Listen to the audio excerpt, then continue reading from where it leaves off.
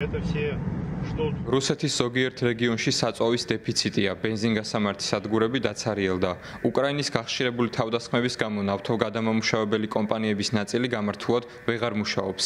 შეფერხებულია მთლიანი წარმოების 17%, რაც დღეში 1,100,000 ბარელის ექვივალენტია. სანქტ-პეტერბურგის საერთაშორისო სასაქონლო ბირჟაზე E95 საწვავის საბითუმო ფასები რეკორდულადაა გაზრდილი, დაახლოებით 50%-ით მეტია ვიდრე იანვარში. მოთხოვნის ზრდას იწვევს სასოფლო სამეურნეო სამუშაოებიც. ფერმერები მოსავლის ასაღებად ზაფხულის ბოლო კვირებში მანქანა-დანადგარებს აქტიურად იყენებენ. ესაა რეგიონი, სადაც ხალხი შავი ზღვისკენ მიმავალ გზაზე მანქანით მოძრაობს. ესაა რეგიონი, სადაც რუსეთს შავი მიწა აქვს. სწორედ ამიტომ მოსავლის აღების პროცესები აქ ხდება. ასევე რეგიონი მჭიდროდ დასახლებულია და მოთხოვნა საწვავზე მაღალია.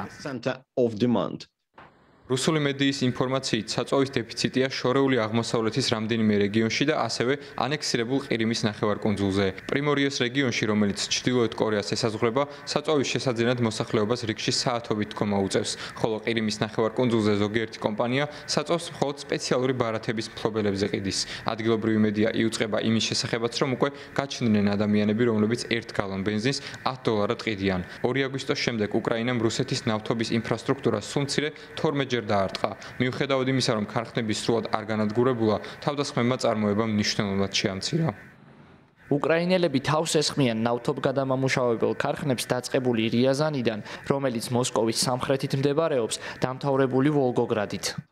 საწვავის დეფიციტის შესამსუბუქებლად მოსკოვმა 28 ივლისს ექსპორტი შეაჩერა. ენერგეტიკის სამინისტროს ცნობით, ეს შეზღუდვა სექტემბრის ბოლომდე შენარჩუნდება.